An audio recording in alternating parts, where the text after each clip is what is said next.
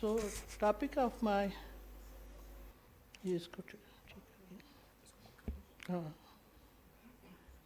topic of my talk is role of precision medicine, which aims to tailor prevention strategies for the cardiovascular diseases in women.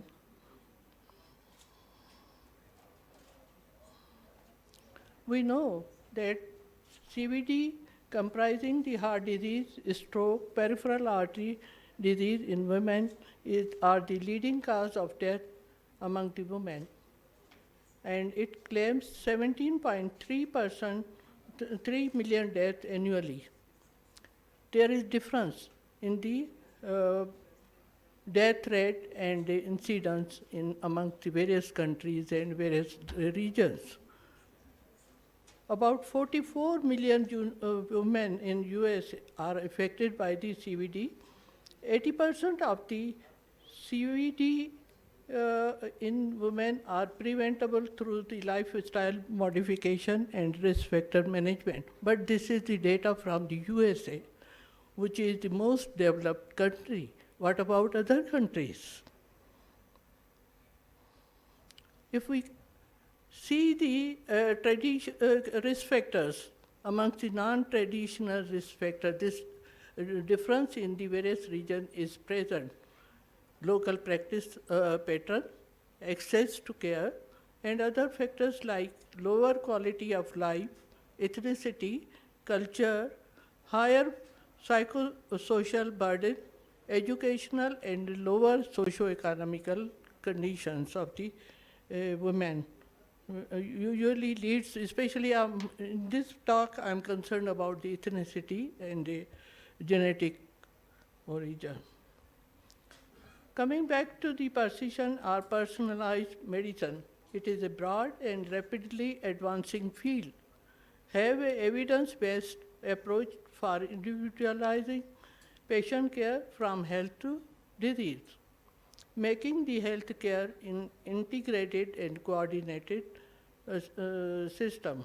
The key principles are individualized approach by specific gene makeup, lifestyle choice, environmental factors, and personal health history, which needs to develop personalized health care plans for them.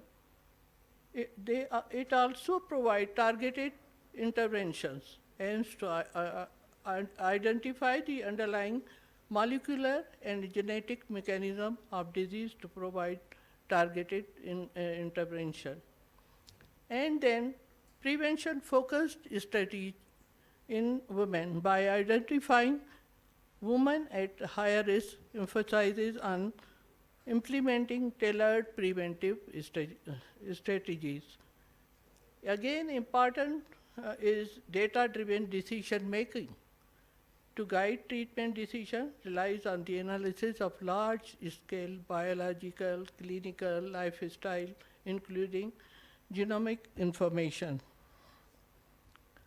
So, the basis of cardiovascular disease, genetic basis of cardiovascular disease, recently rapid dedicated research in the phenotype, sequencing of the human genome has provided the ready accessibility and has decreased the cost of next generation sequencing technologies in women patients for the CVD.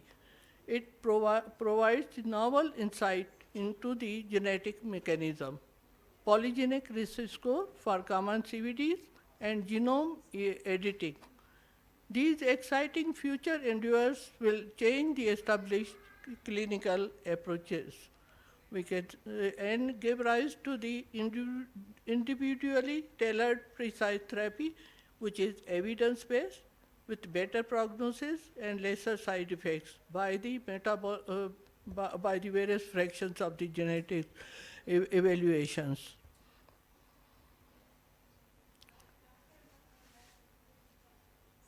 Genomics is a advancement in the next generation DNA sequences technologies, which helps to analyze the entire set of the gene information rapidly, where the Transcriptomics is the complete set of RNA molecules in the cell or tissue, providing the insight into the gene expression. Proteomics, all protein expressed in a cell or tissue, they identify protein biomarkers used for the targeted therapy by disease diagnosis, treatment, response prediction. Metabolic mix. Small molecule are metabolites which are present in the biological cell sample. They usually provide information about the metabolic pathways leading to the alteration in the various diseases. Advance in bioinformatics has significantly enhanced the ability to gain insight into the complex molecular mechanism underlying the CVD. This gives precision medicine has definitely reduced the outcome over here. So, by optimal changes towards the health, biomarkers and cardiac imaging, prediction and prognostication, enrichment for the clinical trials, precision medicine selection, regional rational polypharmacy, and tailor environmental exposures. They usually work in diagnosing the cardiac diseases in women. We can see that there are two types of the single variant. Among them, the Mendian disease with a single variant. This is common in hypertrophic cardiomyopathy, dilated cardiomyopathy, and congenital heart disease. Whereas the non-Mendelian diseases, multiple variants are involved. Coronary artery disease, atrial fibrillation, and hypertension are the best examples. So, the clinical impact of the genetic findings in Mendelian diseases is to evaluate the precise diagnosis, cascade genetic testing, targeted therapies, and risk stratification and prognosis, as well as reproductive decision. Clinical impact of the genetic findings is usually diagnosis, risk stratification of individual, phenotype diversity, disease modifiers, and prognosis. So, the benefit of this genetic studies usually gives promising result by the positive patient outcomes and reduced healthcare costs.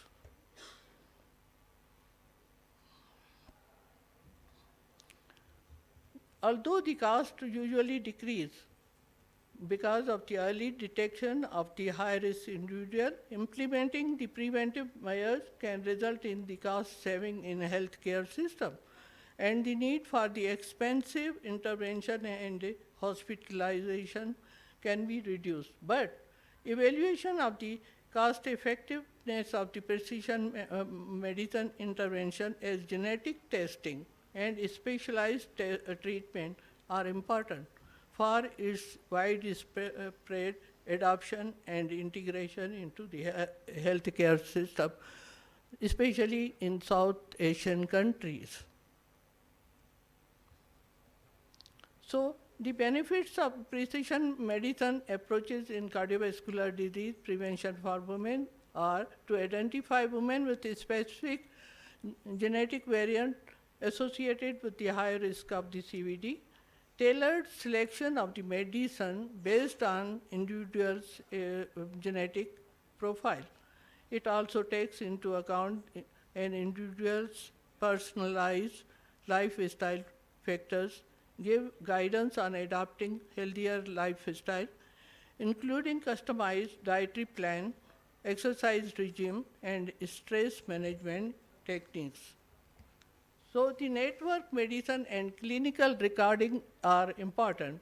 They could potentially explore development of the novel drugs from the natural compounds like polyphenols and folic acid, and repurposing the current drugs such as statin and metformin in CVD woman patients. Several clinical trials have exploited the epigenetic tags and the epigenetic sensitive drugs both in primary and secondary prevention of the women. A recent investigation revealed, compared to those leading an unhealthy lifestyle individuals who evaluated the ideal HL phenotype extended their life expectancy, which is more than 10 years on average. In patients diagnosed with the chronic disease, it plays an integral role in improving the prognosis and quality of life while reducing the health care costs. Even for those individuals who do not have an ideal HL phenotype but decide to make some positive changes of lifestyle modification, risk reduction for the CVD are still significant and clinically meaningful. This initiative was started in America in 2015, and President Obama announced the launching ceremony of Precision Medicine Initiative. He said, "I want the country that eliminated the polio and mapped the human genome to lead a new era of medicine, one that delivers the right treatment at the right time." The new era is that precision, also referred to a personalized medicine. So this is the drug of new era. This is precision medicine or new common will be potential for the widespread implementation and scalability in healthcare setting. It gives rise to advancement in genome and omic technologies, and data analytics has made precision medicine more accessible, increased its potential for widespread implementation across the healthcare setting. Collaborative research and data sharing among the researchers institutions has accelerated the implementation of the precision medicine approaches and improved the outcome in women with CVD. Integration into the healthcare system and guidelines has incorporated the principles of personalized approaches in routine practice by tailored prevention strategies and treatment options. Khalida, the time is up. I'm giving you 2 minutes for Hajj. Just ending. हाँ, बस हज के लिए 2 minute और. हाँ, इतना मुबारक तो फिर देना है ना 2 मिनट. चलो, बोलो. So the healthcare system needs to develop necessary infrastructure that is mandatory, even in developed countries, by interoperability to handle and analyze the electronic health record, by capture and store genetic and omic data, establish a standard to enable seamless data sharing and collaboration among the different healthcare providers. Not only the infrastructure, but healthcare professionals also needs to improve in understanding and interpreting the genetic and omic data. So, but the ensuring the privacy and security of sensitive data is important, which should be taken care.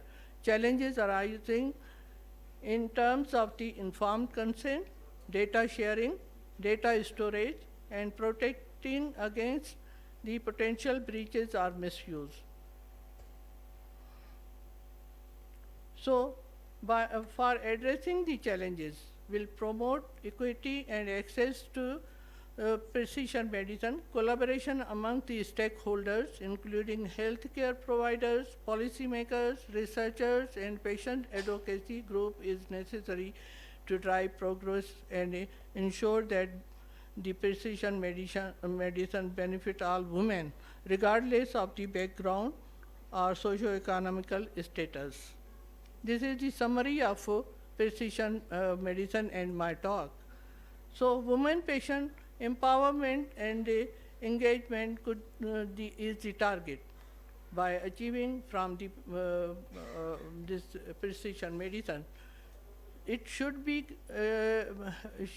achieved by educating women about their cardiovascular health risk and prevention measures, encouraging the active participation in decision making regarding their health, utilizing the digital health technologies and wearable devices to monitor and track the progress. So this is the conclusion of my talk. The potential benefit of precision medicine are substantial due to the individual genetic variation, lifestyle factors, and environmental influences.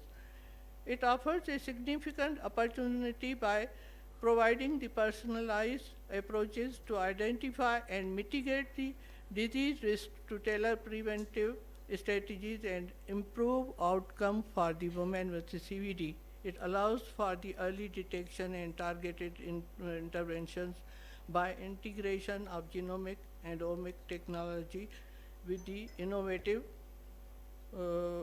imaging techniques. So the take-home message of my lecture will be that precision medicine holds great potential to revolutionize the healthcare and improve patient outcomes and reduce the burden of CVD in women. By embracing this approach and working towards the equitable implementation, we can empower women and pave the way for a healthier future. Thank you so much for patiently listening.